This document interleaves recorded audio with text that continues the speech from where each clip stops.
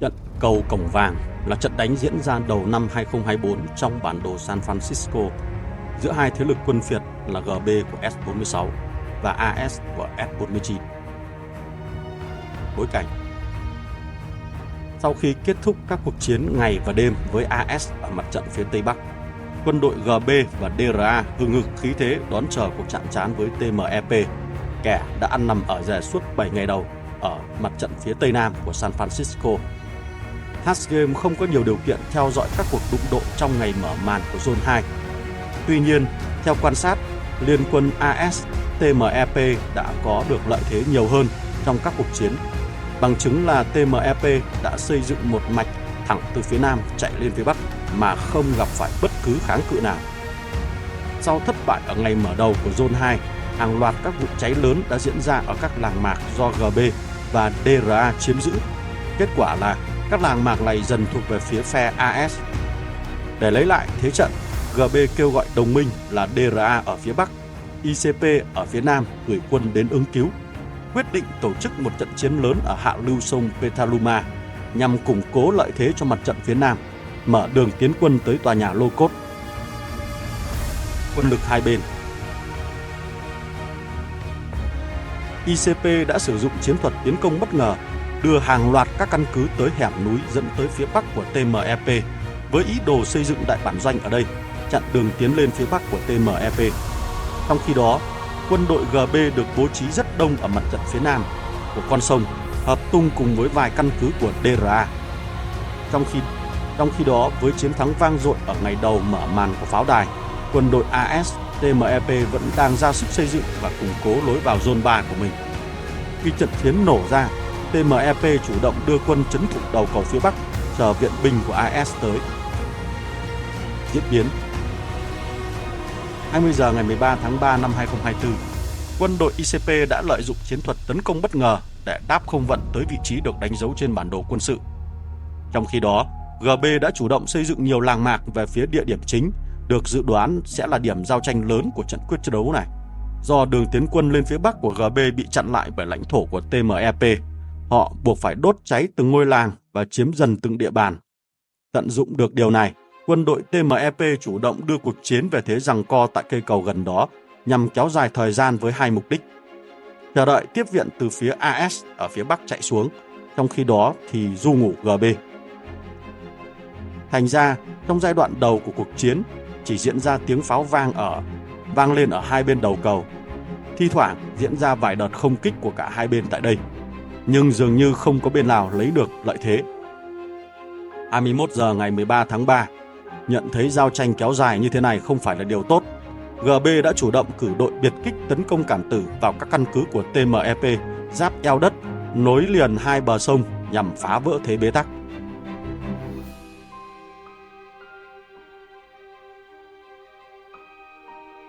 Cuộc tấn công này đã đem lại cho được tín hiệu chiến thắng lớn cho GB khi đốt cháy được rất nhiều căn cứ. Tuy nhiên, nó cũng khiến cho ý đồ chiến thuật của GB bị lộ khi cố gắng quét sâu vào sườn phía Nam này. Tư lệnh tối cao của TMEP đã phải điều động 2 tiểu đoàn trực thăng hỗ trợ và bảo vệ khu vực này.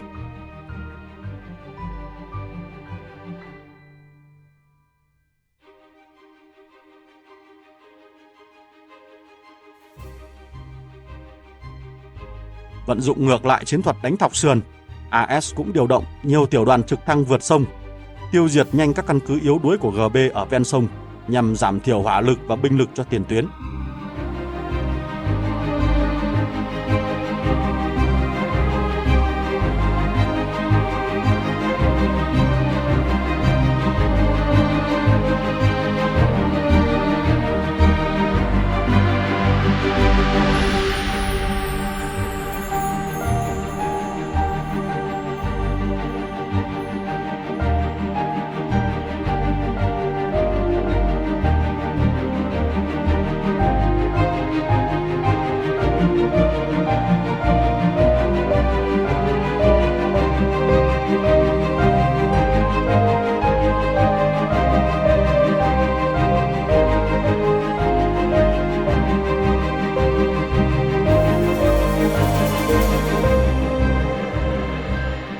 Các binh đoàn được cử đi làm nhiệm vụ dù đã thành công tiêu diệt được quân địch, nhưng các cuộc giao tranh hoặc đốt cháy căn cứ này không thể làm suy giảm lực lượng của cả hai phía.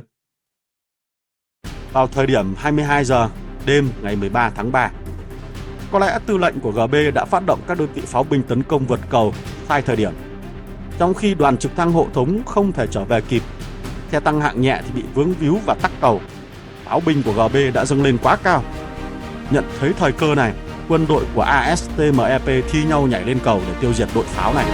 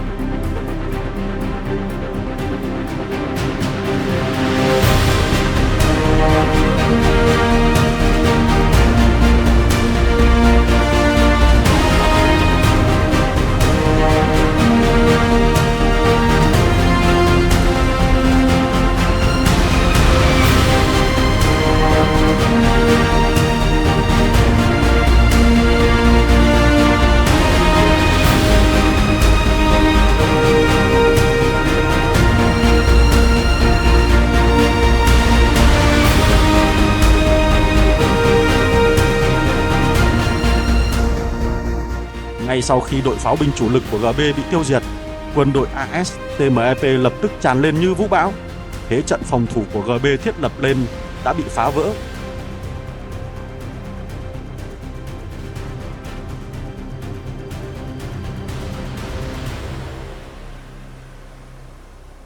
Và như một hiệu ứng domino, các căn cứ của GB liên tục nổ tung ngay sau đó. Các tướng tá của GB liên tục không vận về phía đầu cầu nhằm tổ chức lại quân đội, nhưng quân lực là không đủ. Liên quân ASTMEP quá đông.